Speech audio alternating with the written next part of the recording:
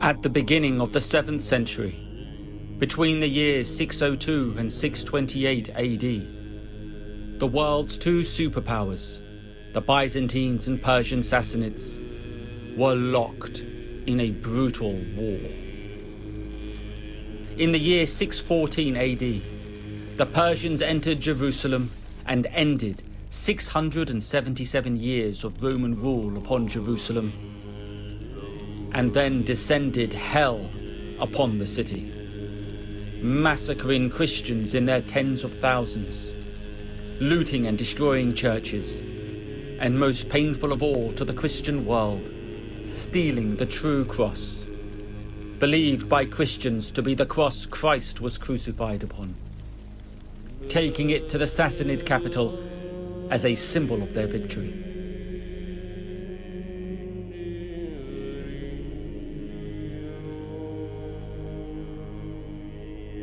"15 years later, in 629 AD, the Byzantine Emperor Heraclius had wrestled Jerusalem back under Byzantine control and had reclaimed the true cross. But in this war between the Byzantines and Persians, truly there were no victors. Both empires were crippled and weakened.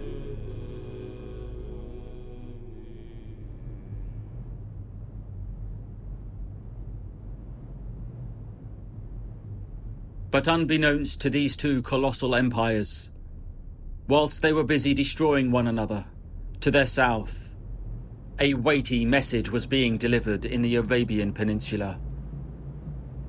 In the year 610 AD in Mecca, the prophethood of Muhammad ibn Abdullah had commenced. A'udhu billahi minash shaytanir rajim. Bismillahir Rahmanir Rahim. Iqra bismi rabbikal ladhi khalaq. Khalaqal insana min 'alaq. Iqra wa rabbukal akram. Over a period of 23 years, the Archangel Gabriel delivered the direct speech of God to Muhammad.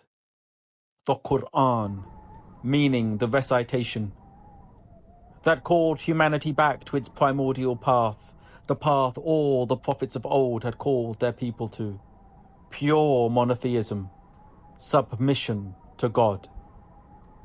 By the time of the prophet's death, in the year 632 AD, a spiritual, religious, cultural and political tidal wave had transformed the Arabian Peninsula, uniting it under the first Islamic State. After the death of the Prophet, leadership of the Muslim community, known as the Ummah, was passed on to successors. These successors were known as the Caliph.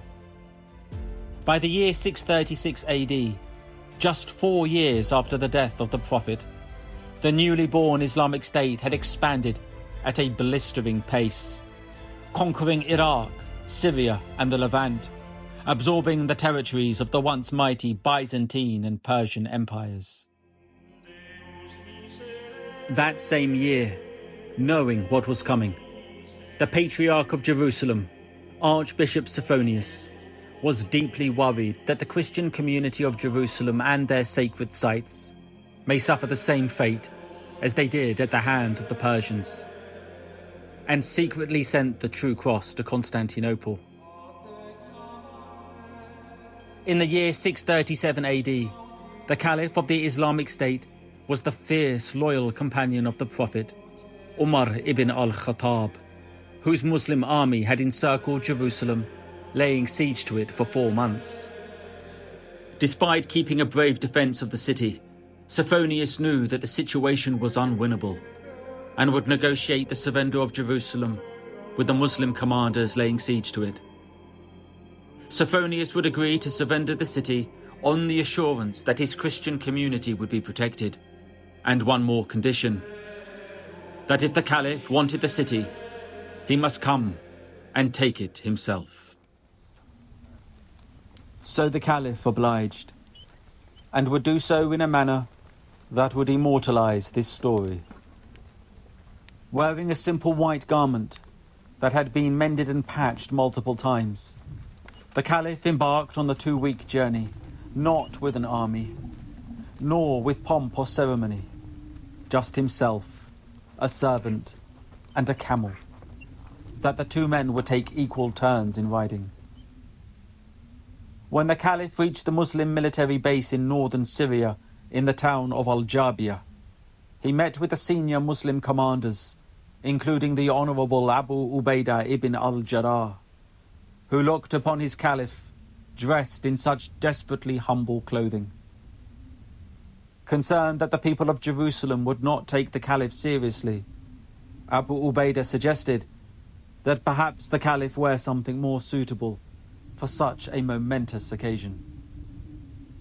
The Caliph responded, "Verily, we were a disgraceful people, and Allah honoured us with Islam. If we seek honour from anything besides that with which Allah has honoured us, Allah will disgrace us." From Al-Jabiyah, the Caliph, now joined by his senior commanders, continued his journey to Jerusalem. On the day Jerusalem was expecting the arrival of the Caliph, thousands of people came out and lined the city's streets, anticipating the visitation of the world's most powerful man.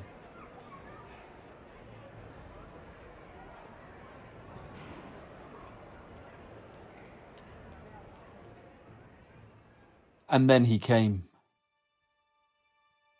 pulling his camel, in patched clothing, now muddied as a result of his long and arduous journey. It is said, and documented by multiple sources, that when Jerusalem beheld the Caliph, they were in awe of what they were seeing. The most powerful man on earth had arrived, resembling a Bedouin, not a world leader. Who was this man? A powerful message was being sent. Power is not a key to the adornments and luxuries of this world, but a burden entrusted by God.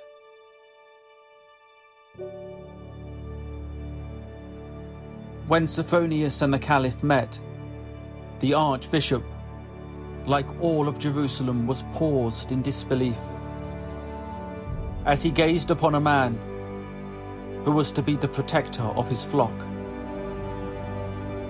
Sophonius handed the keys of Jerusalem over to the Caliph and signed a pact known as Umar's Assurance that guaranteed the safety of Christian lives, their churches, their crosses, in return for the payment of the jizya, a tax applied to non-Muslims that was less than the zakat, the obligatory payment upon Muslims.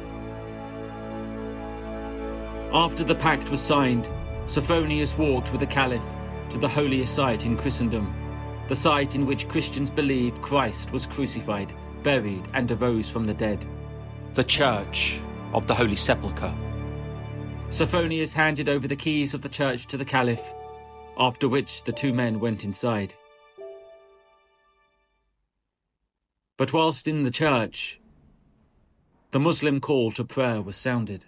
Allahu Akbar, Allahu Akbar,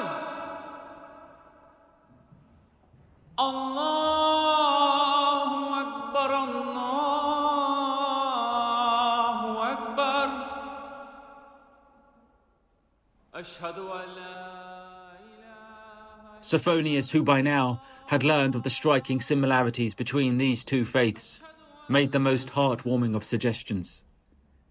That the 2 men pray together, side by side, in the Church of the Holy Sepulchre. "No," said the Caliph, stunning Sophonius. The Caliph, with the enormity of his foresight, knew that if he were to pray in the church, his Muslim descendants would claim ownership over it. The Caliph did not want this. He wanted the Church of the Holy Sepulchre to always be for Christians. and so the Caliph agreed to pray with the Archbishop 100 feet opposite the Church of the Holy Sepulchre. After the two men had finished praying, the Caliph requested of the Archbishop to take him to the Temple Mount. The Temple Mount holds great significance for Muslims and Jews. It is at this location that the Prophet Muhammad, peace be upon him, led all the prophets in prayer before ascending to each of the levels of heaven until he spoke with God directly. For Jews, it is the site of the foundation stone, the location in which Jews believe the creation of the world began, and the two Jewish temples. In the year 70 AD, the second Jewish temple was destroyed by the Romans, who for the last 500 years transformed this blessed site into a wasteland. When the Caliph beheld the Temple Mount, he not only discovered the desecration of this sacred site by the Romans, but shockingly also learned that Jews had been prohibited from living and worshipping in Jerusalem for the last 500 years since their expulsion by Emperor Hadrian in 135 AD. So, the Caliph instructed that the Temple Mount be cleared, and after half a millennium, Jerusalem would once again be a home for the Jews, as he invited Jewish families to relocate to the city, ending the 500-year wilderness of Jews in Jerusalem.